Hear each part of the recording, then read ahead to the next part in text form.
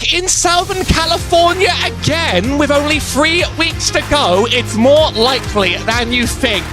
Welcome to week 10 of the FF1600 season, and don't worry, we'll get live pictures with you very, very soon when iRacing chooses to show us. There we go. We're here at Sonoma Raceway in California for a race that we have just found on the split has a very, very different character to any others, but we'll get to that in a second. I'm Howie Burrows, and I'm alongside Ron Malms. Here at Sonoma Raceway, it's a little bit of a NASCAR classic, as you'd like to know.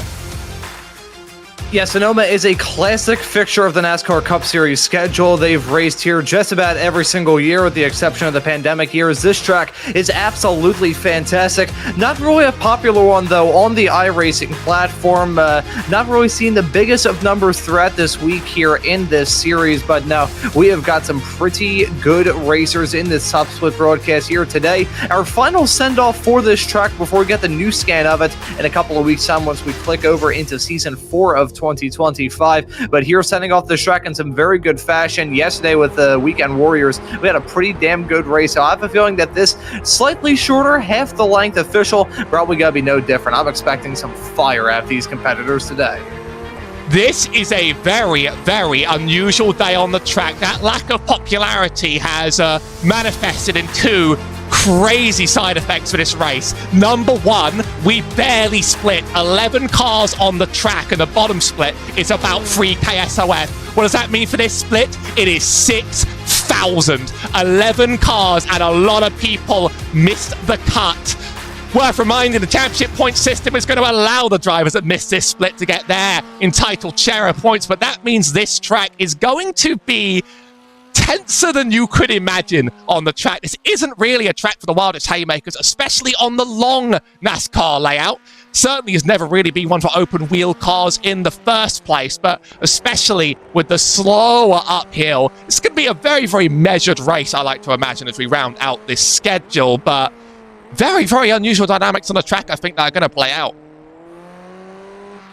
Yeah, this is a rather peculiar one in the sense that it's a very tight and twisty track, this. You have got 12 turns as it's marked on the iRacing track map. Many a turn around here missing from any sort of corner numbering on that track map. But this track, very twisty, very technical, very unforgiving as well. These racers certainly got to be feeling that pain in this qualifying session that we're currently in the midst of right now. The usual 8-minute solo session. These racers have 2 laps to try and get the job done. I just want to touch on the track temperatures as well. It being California, not necessarily Southern California, a little bit closer to Northern Carolina, no, Northern California, it's rather hot in terms of the track temperature. It's currently sitting at a rather toasty 93 degrees Fahrenheit for that track temp, 70 Fahrenheit for the ambient. That's not too bad, but the sun glaring down upon this track, it's enough to kill the grass, which is why it's completely beige around here. It looks like it looks like something you'd see on like an HGTV show back in the mid-2000s. But this track is going to be toasty for these competitors, which may be good for our perspective in the broadcast booth, because these racers will be sliding around. But for these racers, and especially the tires on their cars, not going to be a very festive afternoon. A manifest here of high I-rating regulars who have just missed the cut. One of our lowest ranked driver, Alexander Istad, has 5,000 I-rating. This means that regulars like Dan Blake have missed, Fabio Birchtold has missed, Frederick Surley has missed, Graham Rory Hunt has barely missed, alongside Isabel Matthews. And I think the Nikita Aramov isn't here either. Philip Sear, too. They're running in their own bottom split. Of course, drivers get ranked at the end of each week based on their iRacing points, meaning that you score more iRacing points than a driver in this race, and you get their position in the championship standings. On the topic of the championship standings, deep into drop weeks, and Renz Brookman has almost done everything he needs to run with it at this point. The gap, multiple wins now, worth of consistency. One of the only drivers to win multiple races this season. Now he's just staring down, having to get the job done. And Medman and Daniel Tufts have a very, very close fight behind, and they're sharing the track as well. So hopefully they'll have fun out there today. Jordan Gunkowski has also made it into this split. A few lap times getting done. This track is on the slow side, so let's try and actually gather up these fastest laps. I think only 6 cars truly set a league. One is Matt Kendall, our #1 car. 7,300 I rating in Formula. He managed to, the first time around, land a pole position worthy time. And trying to set a good lap time here can be a little bit tough. These drivers will have a big, tough task on their hands. Here at Sonoma, it's a track that, as I said a couple of moments ago, you got a lot of twists and turns, really no break in the action. You're always battling something around here. That much is a definite. As we look at these racers in this qualifying session, trying to set in a good time. Also want to draw attention to the good overtaking opportunities that we have around here. The hairpin at turn number 7, right at the far end of the drag strip. As someone who got into racing through the NHRA, I first got to know this track both as Infineon Raceway on Forza Motorsport 4 and also as a drag racing venue for the National Hot Rod Association. But the hairpin of turn 7 and that hairpin of turn number 11, pretty good spots to try and get some moves done here in this race that lies ahead.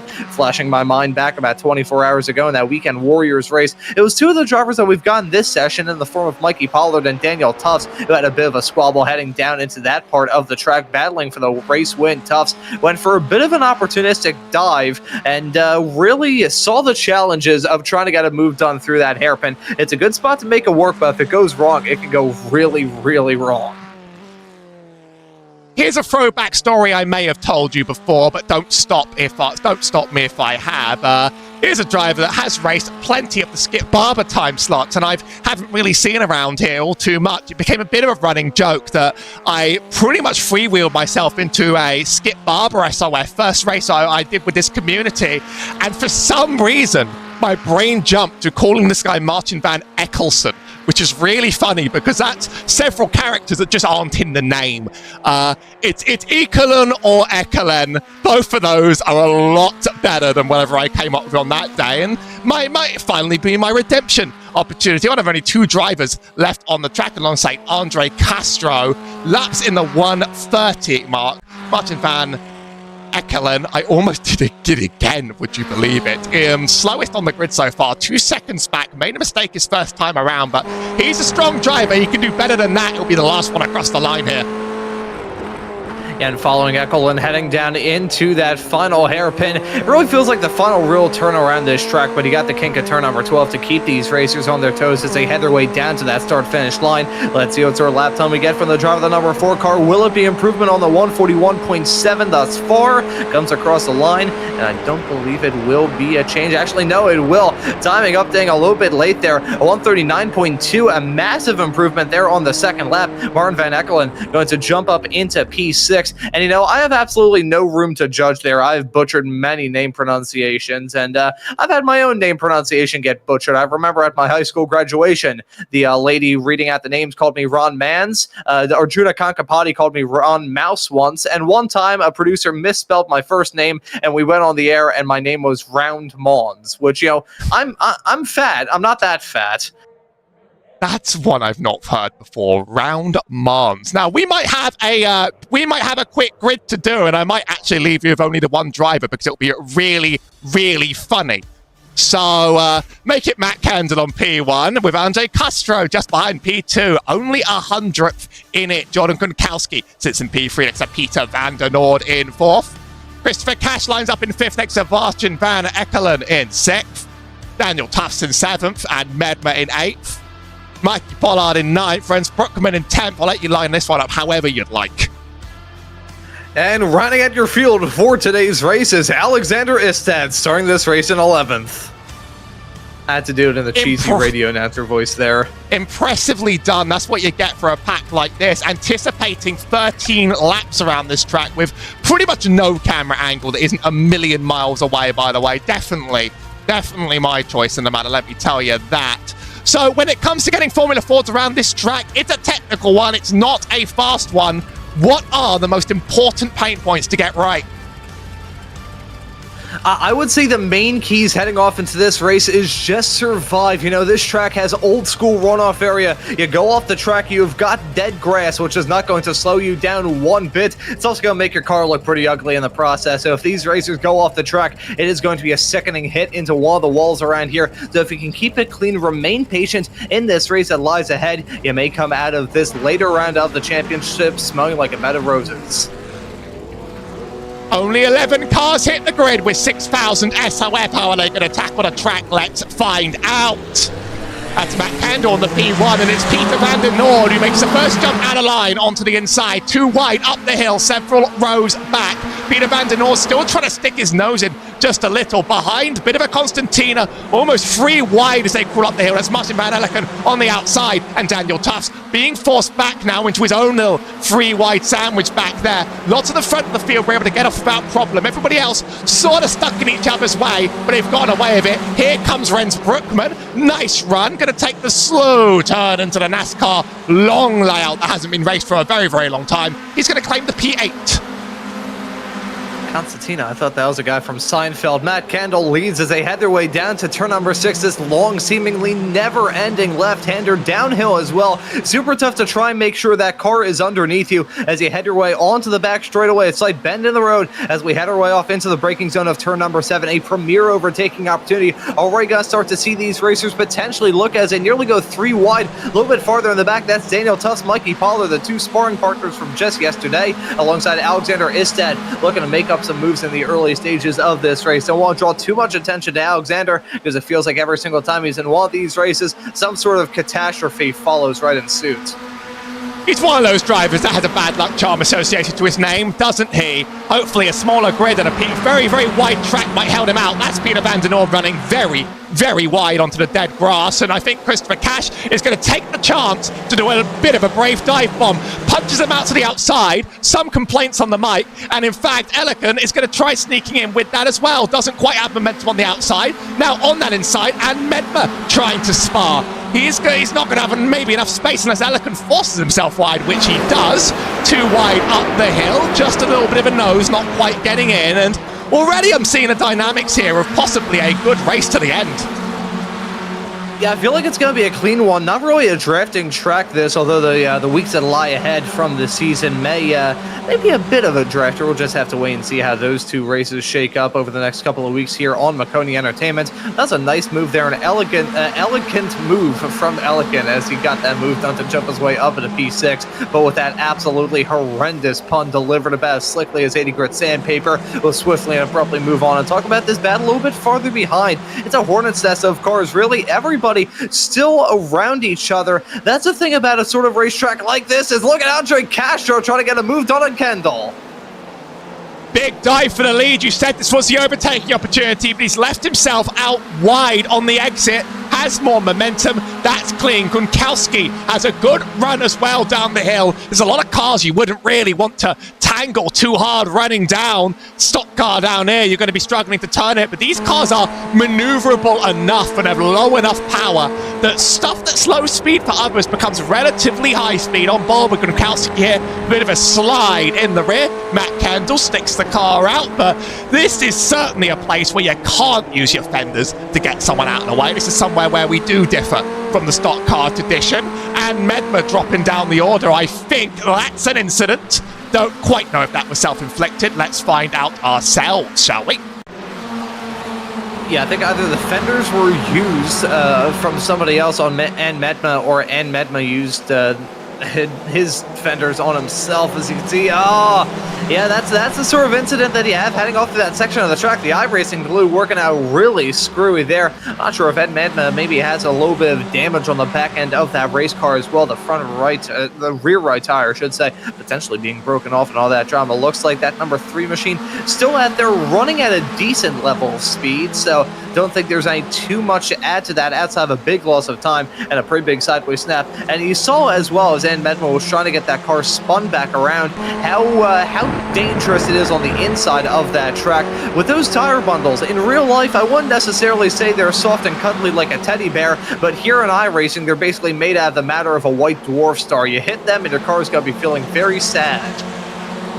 Well, that's going to be one of the costs of locking it up and sending it hard into that corner. If you don't have space on the inside, you're going to have trouble. That's Rens Brookman tangling with Martin van Eleken as we head down the hill. Bit of a gap now to van der Noord ahead. 9/10 is the line, and a little bit of pace is going to need to be worked out to stay up, but this isn't really much of a pack race, so run some hard laps, make sure those tyres don't overheat, and you can make miracles happen. Daniel Tufts and Mikey Pollard haven't got a huge amount done. Bit of a tangle into the hairpin. We're going to be doing that at least 10 more times. Cashing the 9 car up the inside, not quite alongside on exit. We remain as we are. Renz has lost even more time, though, to the cars ahead. Now 1 second.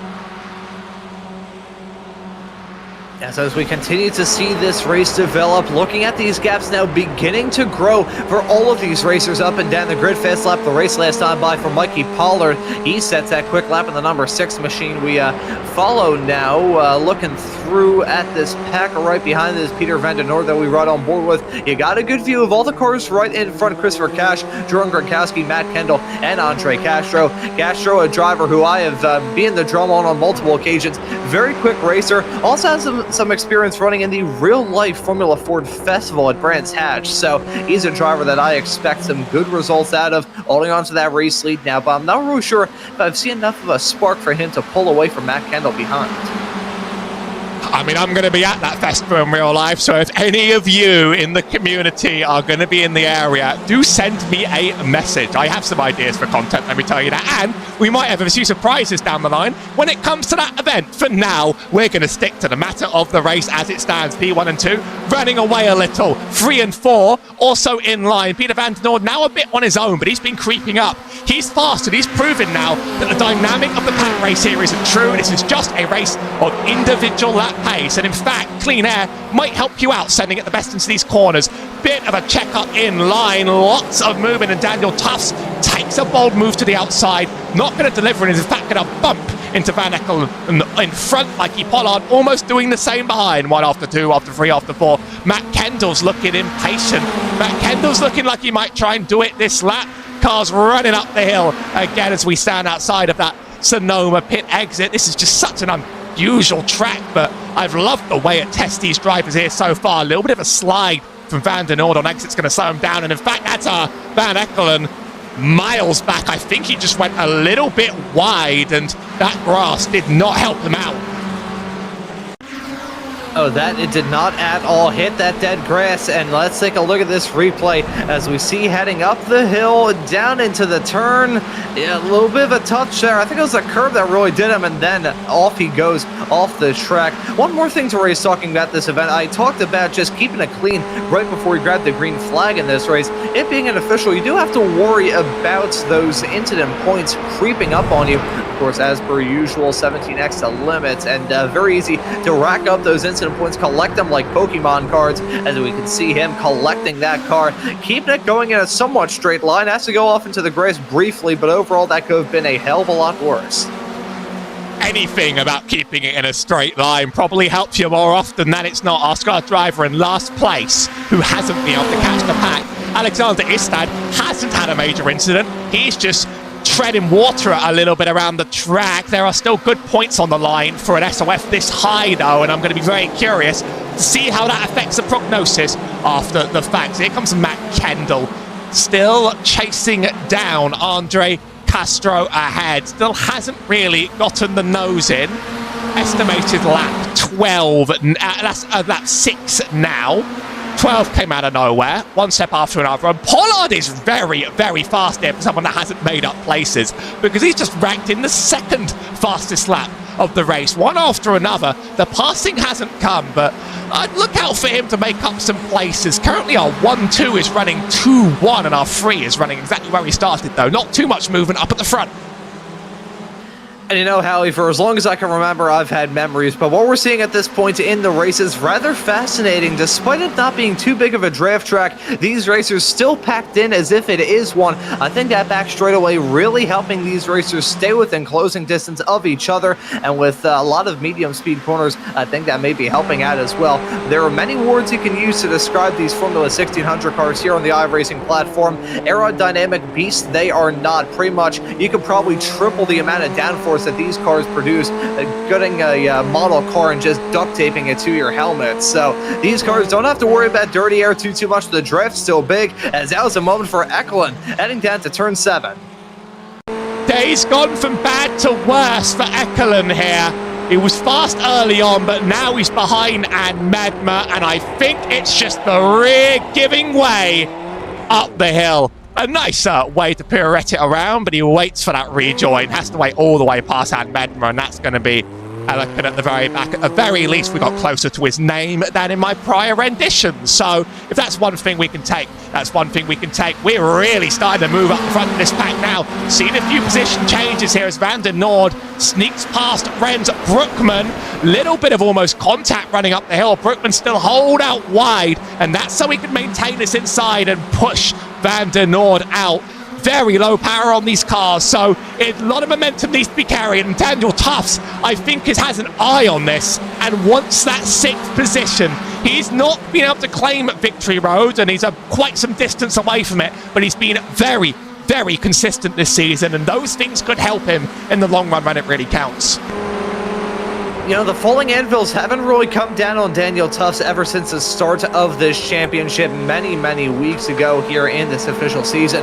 But Tufts holding on to an okay spot as it stands right now. Certainly wants to look to gain a couple more spots. I'm not really sure if anything is feasible for him in terms of breaking into the top 4, but certainly getting a move done the likes of Peter Van der Noord and Rens Brookman would not be a bad result at all. Brookman off the back of back-to-back wins here in this season, only the 2nd racer here to get back-to-back wins here in Season 3 of 2025, the other being Jordan Gronkowski. Outside that, it has been one-off winner after one-off winner. I don't think it will be 3 in a row for Brookman unless the top 4 all get struck by lightning. That's a pretty good form for him in recent weeks, and Daniel Tufts looking to maybe get some moves done to potentially jump either alongside him or maybe even in front. As we jump back to this battle, 4 cars, he can cover them all with a blanket.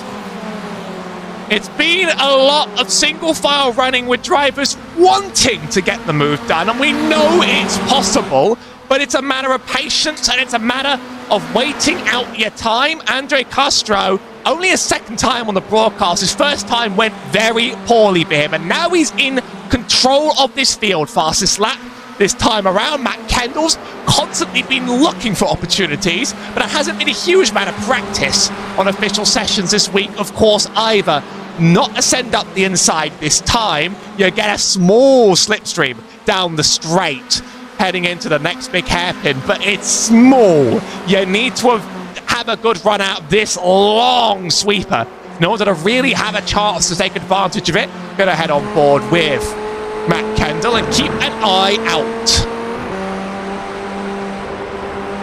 Let's see, Matt Kendall, he thinks about on the outside line. Castro blocking it off on the inside. He wants to keep that defensive line heading all through there and all that. I thought Jordan Gronkowski was going to think about sweeping around the outside of Matt Kendall, but you bring up a fantastic point there. As we saw that camera angle heading off through turn number 10, seeing these racers, turn number 6, I should say, as they had their way through turn number 6, seeing those drivers negotiate that downhill, never-ending, forever left-hander. The Honey Buckets on the outside of the track with a pretty nice view there as those racers head through what is a very important corner around this track. If you get a bad run coming out there, you are going to be chopped liver heading down that back straightaway into turn number 7 to invoke a little bit of 1940s radio terminology. You've come around every single era. It's hard to believe I'm older than you, quite frankly, with some of the old-timey radio stuff that you bring up to. But that's a discussion we have every other week, and I get surprised by along the way. Top 4 in Don't forget to lag your engine block with some stout canvas. It's all the Americans, they know best. Top 4 in line. Huge gap. Rens Brookman leads the next. Don't see this small pack behind catching up to the one ahead. Kendall trying to get the nose out again. Not quite happening. We're running out of time. We're running out of laps. 6 minutes on the road. At least there's not been too much murder today on the channel, and there's only 2 weeks left to go in the championship. I've heard rumours there could be rain at the short course of Oostersleben next week. You never know until the time hits, and you need to subscribe if you want to see how drivers face that down before the finale at the national layout of Donington Park, where that high-speed chicane at the end adds a new thrill to an already terrifying track. What a place to run a finale. I look forward to seeing as many drivers as we can hit that track up. 1, 2, 3, 4. The Ducks are in row. 5 minutes left of running on the track. And Andre Castro is running out of time, but he's in a position he's happy with. It's really Kendall that wants to try and fire in that desperation. He's close heading into this final hairpin. He's got a good run. Castro's going to choose the inside in advance. That might help him out. Outbraked by Kendall on the outside, but it's not going to be good on exit. And in fact, Jordan Gronkowski could challenge. Very much so could, as we see these racers head their way onto the start-finish straightaway up the hill into turns number 1 and 2. They're going to go. Castro having to drive the widest Formula 1600 car you could possibly imagine to hold off the challenges from the likes of Kendall and Gronkowski. If Gronkowski can get the job done, that would be win number 3 for him this season, and the first time we've seen him visit victory lane in these broadcasted races since the race at Watkins Glen. Hey, the 2 previous races he's won thus far this season were at American tracks. So let's see if he can get the job done on the last American track that we have here in Season 3 of 2025. Look at the championship standings as it stands currently. Again, this is very provisional. The bottom split still absolutely packed with, I think, a 2.5K SOF in that bottom split. So still plenty of good racers right behind that we probably usually see in these top split races who couldn't make the cut for this race, as now side-by-side battling with Castro and Kendall. Kendall going to back up as they head their way down into turn number 7, but it's starting to get tense at the front, and as these racers begin to battle and start to squabble up, you look at that pack behind of the likes of Brookman, Van den Noord, Tufts, and Pollard. They're slowly but surely reeling in this pack and may take a bit of a big swing from Rens Brookman to really jump in front, but I think we could see a convergence go on here soon. Daniel Tufts has been trying to find a way around Van den Noord for a very, very long time. I don't know whether that will happen, but we're running through the hairpin again. Got to keep an eye on one place at a time. Not quite the run for Castro that time. We'll keep an eye on Tufts. He's out to the outside. Doesn't get it done either.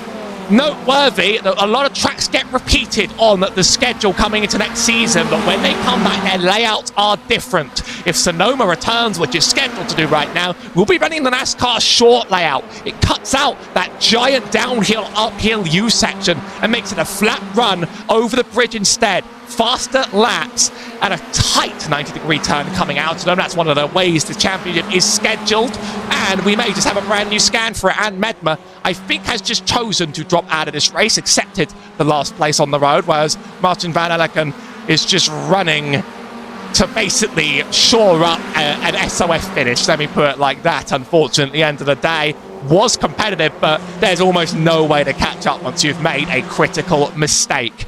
Only a few minutes to go, and I've switched back to time as I don't want another catastrophe on the white flag. We'll watch Barney the flagman when the drivers come around, and we'll determine what the final lap is based on our eyes and not just the numbers. That smaller pack behind, mostly when Brookman has snuck in. Daniel Tufts finally gets it done, exiting the top of the hill. Now side by side as they head down. Not quite wheel banging, but Tufts has momentum, and that'll finally be the P6 he's been competing for. Here comes Van den Noord on the outside, stuck Mikey Pollard behind. He's been fast all day, looking for an opportunity. I think Tufts keeps that for now, as we have another shot at the same thing over and over into this hairpin. Yeah, every single time we look at these racers up towards the front, Castro continues to hold on to that race lead as Kendall tries to figure out what way he can take the race lead. I feel like a move down the inside into the turn 11 hairpin would be the preferable one. Just trying to outbrake him. May have to pull a little bit of a jink to the left, a jink to the right to try and get it done. Rens Brookman setting the quick lap of the race last time by at a 138.5, so he's still there to pass in that 5 machine. I said this a little bit earlier on in this broadcast, maybe a commentator's jinx heading my way at the benefit of Rens Brookman. I said, you know, he's probably not going to be able to get his 3rd win in a row. I can't say that he's not within striking distance of doing that. He's there in P5. He's right at the tail end of this pack, and with 2 laps left to go here at Sonoma, and a track like this as well that can lend itself to some racers going for some maybe not so well-advised overtaking attempt, we may see Rens Brookman jump into the race lead. Let's just find out. First of all, Castro's going to have to hold off Kendall, who's getting more and more desperate with each run. 2 rows of 2 wide as Rens Brookman sends it into the outside as well of Cash. That one doesn't happen. Neither does Kendall's, but this hairpin is going to get dicey, and it might even get scarier on the next go around the track. Drivers getting less patient. Rens Brookman getting faster and faster and faster around here. Finally got those tyres into the perfect temperature window. It's a 5-car train, and don't make it a draft train. Make it a it's hard to get around others here train. To the outside goes Kendall. Gronkowski wants the inside, but he's cut off in time by Castro, and that's going to help out. That's going going to help him out, trying to get alongside Matt Kendall. He wants to strike for that P2, still not happening. White flag in the air for these drivers. And now there's only one more shot for everybody to go. Only 2 real chances on the track to make it happen as well. And, you know, I'm going to call my shot right away. I'm not sure if Matt Kendall is going to be able to get the job done for one simple reason. I think he has been denied that race lead so many times. He may try and go for a slightly over-aggressive overtake, have some sort of mistake on this last lap, and really force this issue a little bit too hard. Look at Christopher Cash. Thought about going for a dive down the inside to turn number 4 on Jordan Gronkowski. That's not a smart move. He backs out. It's still remaining in P3 and P4 are those 2 racers. Look at Kendall trying to sweep around the outside to turn number 6. Keep the momentum rolling. He has a sideways snap, though. Here comes Gronkowski. He's here to fight. Kendall backed out of possible contact, and this has given Gronkowski all the chances he needs to try and make an outbreak into this hairpin. It's only so brave you can be, but it's a conservative break from the 1 car. Gronkowski pinned to the outside now. Cash was fast as well. He's able to hold in that position in line. Only 1 downhill and 1 hairpin to go. If anyone sends this outrageously, they're going to be the pariah of the community for a week, let me tell you that. But how badly do they want this win? How badly does Renz Brookman want to try and snap onto Christopher Cash further back? He's now a 10th behind. Final lap, final turn. Choose your line carefully. Castro thinks that inside is good enough. There's a bit of an unsettling and a little bit of contact up front. Both keeping in play, one line in one place, and I think it's going to be enough for Andre Castro to take it over the line. And Gronkowski is going to hold on to that 3rd, but that was tense all the way to the end. And they give us a photo finish in the process of all that as well. Well done to Castro and Kendall. I thought they were going to make contact, and that bit of contact that they nearly made, that would have snapped off the rear suspension of Castro, and that would have been a stack-em-up wreckfest down into turn number 11. Well done to all those racers, though. They gave us a brilliant fight to talk about right towards the end. And think about Daniel Tufts. He managed to claw up to those racers as well. He was right there within striking distance as they came across the line. But what a race here at Sonoma. You know, despite the fact that participation hasn't been the best throughout this week, despite the fact this track is absolutely ancient in the scan that it has, I'm pretty sure I was still in diapers when they scanned this track and put it on iRacing. I am really looking forward to seeing next season's race around here, because that was just fun. It was a mix of those draft-heavy races where you got those drivers packed in like sardines, but it's also a bit of regular, old-school, old-fashioned road course racing on the Titan technical tracks where you really got to rise to the acclaim to do well in these events. Well done to those racers. That was a fun race.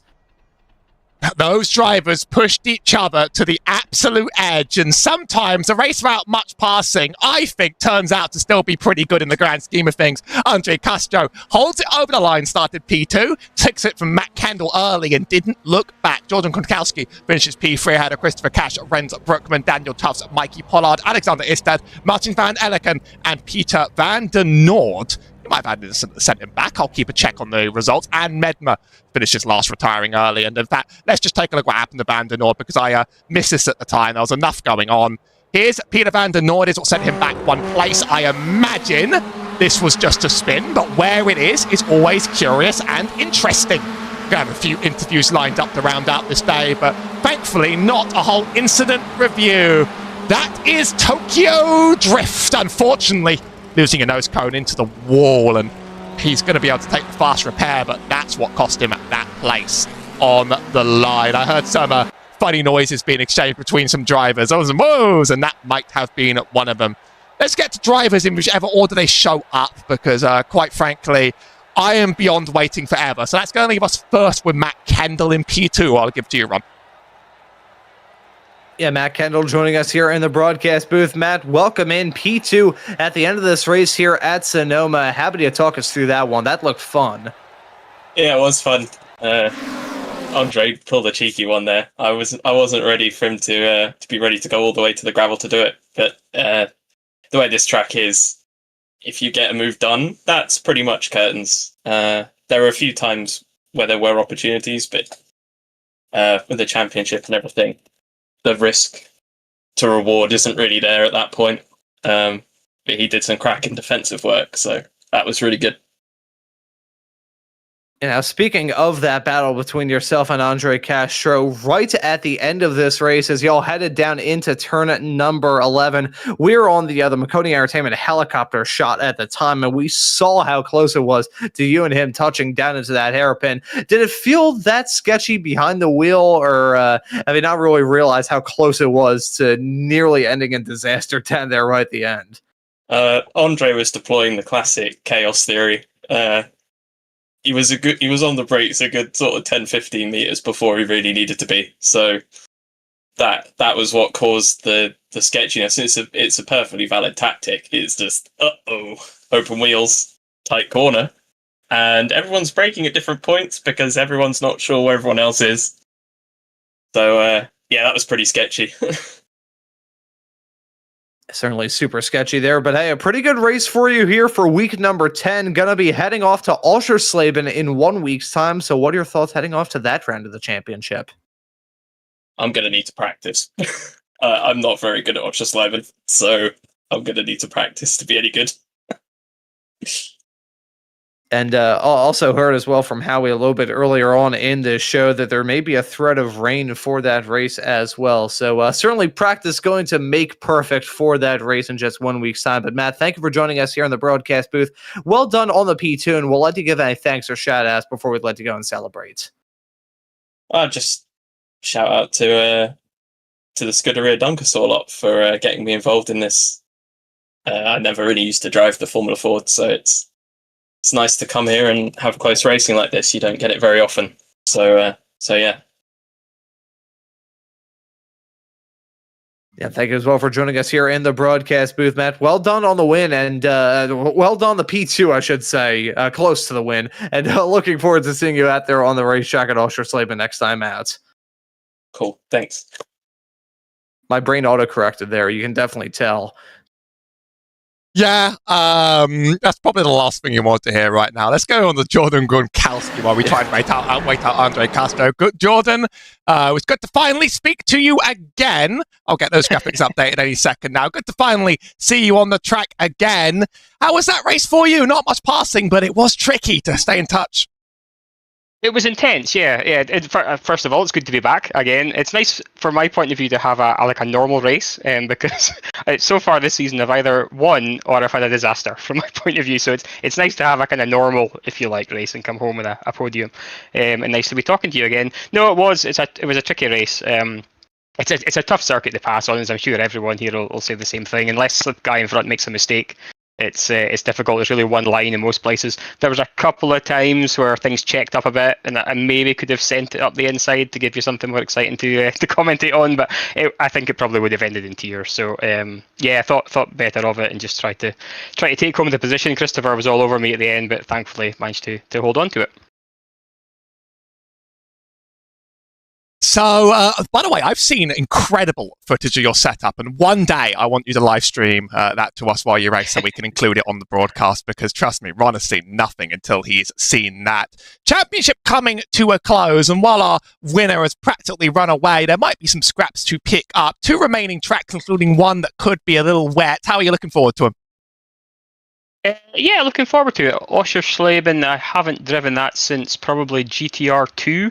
So a long time since I've been at that circuit in a sim, but I enjoy it. I like it. I think we're in a slightly shorter version of it, aren't we? So yeah, never driven it in iRacing yet, so we'll give that a go. And then Donington's always a good circuit to end the season out on. So yeah, looking forward to it, and yeah, just loving driving the car, and hopefully have a couple more clean races and get to the end of the season in one piece. Been a joy so far, and we'll be back for more next season. Don't you worry about it. Any other thank yous or shout outs?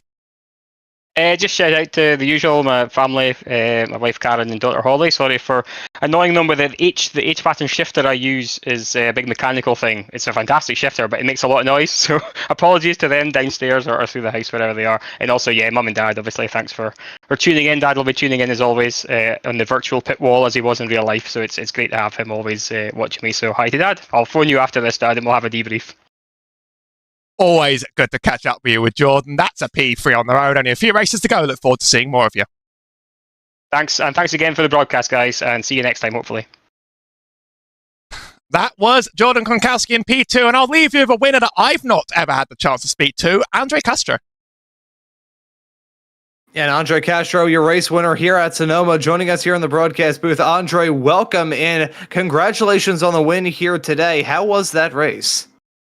It was a lot of fun, Ron, and just the last 2 laps I realized I was underfueled. I was about 0.1 of a lap short, 0.2 of a lap short. Just I saw the results of a couple of races and they went 12 laps, and sometimes I feel for the extra lap just to see, just in case. But I feel like it never happens. It never goes that extra lap, and then today it did, and I think we crossed maybe with 5 seconds left or something like that, and we did 13 laps instead of 12. So those last 2 laps, I was just lifting and coasting like whenever I could while keeping these guys behind me. So it was really, really sketchy. I was trying to be fair. I was talking to Matt there, and he said good race. So yeah, I just wanted to have a good, respectful race, and in the end, we came out with the win. Yeah, it's pretty. I know I do the radical stuff, but the Formula Ford stuff is somewhat new to me. I've done a couple festivals in iRacing and one in real life, so I enjoy the car and I enjoy the track. So yeah, it was just about defending, and then when I realized that I was going to run out of fuel, I just had to save, and I ran out like a second after the line, maybe less, half a second after the line. So I thought he was almost going to push me across there at the end, but we made it somehow. From our perspective here on the broadcast booth, looking at that battle between you two towards the end of this race, we were feeling a little bit nervous. How were the nerves from your perspective, having to save a teeny tiny bit of fuel to actually make it there to the end, while also having to drive the widest Formula 1600 car on the entirety of iRacing? That sounds a mix of stress, terror, and just like an overwhelming sense of dread, I can imagine, was the perspective behind the wheel. Yeah, the dread was definitely pretty big when I realized I was short. And besides that, I mean, I thought I could kind of cover the braking zones, and with this car, I feel like I don't know, in real life you just kind of end up defending a lot because there are packs that end up coming together, and a lot of the time you got 3, 4, 5, 6 guys all on a train, and you have to kind of learn how to park it at the apex and just not let them down your inside. So, but at the same time, the draft isn't necessarily strong enough to let you slingshot by a guy. Maybe at Bathurst last week it was, but at Sonoma, if you can cover the inside and the braking zones, I felt like I keep him behind. So but I didn't know. Obviously he has a high rating. I haven't checked what it is. He's number 1 car, and he's super quick, and I thought maybe he would outsmart me somehow. And then yeah, the field threw a whole other wrench into it, but in the end it was good. I mean, I would have been happy with second as well, I guess, after a race like that, but really, really want to win it, so I did everything I could to come out on top. But definitely, thanks to iRacing for coming out with like the community broadcast stuff, because that's how I discovered this series. And don't know how many weeks I'll show up, but I really want to show up this week because of Sonoma. And yeah, I love this car and the racing when you're not getting glued together like I did last week. So yeah, it was fun. Yeah, and certainly nice to see you out here on the racetrack, as you alluded. No, we'll ignore that voice crack. As you alluded to a little bit earlier on in this interview, I first got to know you as a driver in the Radical SR10s. You're still running those, and very quick racer in these Formula 1600s as well. So looking forward to seeing you out there next time out, potentially at Oschersleben. But Andre, we'll let you give any thanks or shout outs before we let you go and celebrate this win. I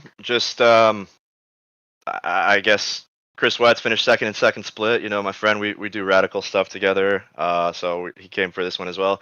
Friend Colin Brown in the spotter stand. We're going to be launching, if you know BS competition, tomorrow. We're going to kind of soft launch a BS plus hybrid, which is going to be sort of an arm of BS competition, dealing with racers who race in real life as well as in the sim. So I'm going to debut my new colors tomorrow, and you'll see the colors as well on Friday for Radical. I'm going to finally have a paint scheme that isn't just the default red one. So yeah, thanks to BS for having me on, and I'm excited to work with them. But yeah, thanks to you for both of you for the broadcast, and to Maconi and to all the drivers. Yeah, thank Howie for the broadcast. He's a producer and the lead commentator. I just act like an ass and make falling anvil jokes. But Andre, thank you for joining us here in the commentary booth. Well done on the win, and looking forward to seeing you back out on the racetrack wherever it is in the not too far off future, man. Thank you for joining us. Yeah, thanks, man. Thank you, Ron. Thank you, Howie. And that right there was Andre Castro, your winner. So that blog post did do something. Good to know that I get things done sometimes. That marks a race that, for once, I'm kind of happy is on the saner side. But the weeks are winding down now. Renz Brookman really in command. I don't think anything can take him down off the top, but still, drivers that claw and scratch for all they can get around here. Yeah, they really did. That was a fantastic race here at Sonoma. But as we head off into the final sixth of the season, the final 2 rounds of the championship, 2 rather different races, 2 rather different race tracks, but there's still fantastic racing action here on Maconi Entertainment that we expect from these FF1600 officials week in and week out. Worth shouting out that bottom split because there were some strong drivers there. One by Nikita Abramov with Chris Wetz in P2, Frederick Surley in P3, and Fabio Birchtold in P4. Abramov is going to take, I believe, the championship points position of 6th in this race, having outscored him by about 20 in iRacing terms. This channel's got plenty more to bring in this series, including a full complement plus a little bit more next season, so stay tuned as ever. It's always a joy, and it's always my favourite thing to do every single week on the service. But until next time, I've been Howie Burrows alongside Ron Mods. Thank you very, very much for watching, and we'll see you out on the track soon.